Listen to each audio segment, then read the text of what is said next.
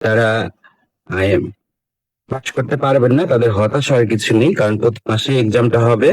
যারা এই মাসে ভালো করতে পারবেন না তারা আশা করি সামনের মাসে দেখিয়ে দেবেন, কারণ এই দিনই শেষ নয়, আরো দিনও আছে, তাই না? সো সে অপেক্ষায় থাকবেন, কখনো চেষ্টা ছাড়বেন না, হাল ছাড়বেন না। আজকে যে ব্যর্থ হবেন, কালকে সে নায়ক অথবা নায়িকা হয়ে যেতে পারেন। সো সে অপ্রত্যাশায় থাকবেন, চেষ্টা অব্যাহত রাখবেন। যা যা বলার বললাম, এবার আপনাদের যদি কোনো তারপরেও কোশ্চেন থাকে এক্সাম শুরুর আগে করতে পারেন। ভাই, আমরা যেহেতু এই যে- এই চ্যানেলেই তো কেএফএল ট্রেডার অফিসিয়ালে তো গুগল ডকটা দেওয়া হবে।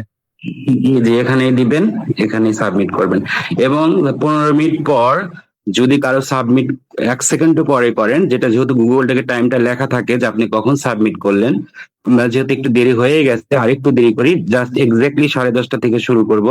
তার আগে একটু সামনাসামনি একটু কথা বলে আড্ডা দিই।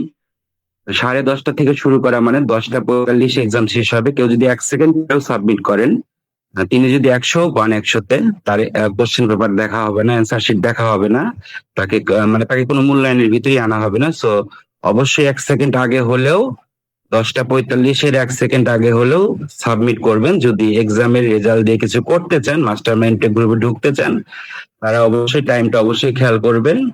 যেহেতু গুগলটাকে টাইমটা স্পষ্ট করে সেকেন্ড সহই লেখা থাকে যে আপনি কখন সাবমিট করেন, এই ব্যাপারেও সবাই সতর্ক থাকবেন।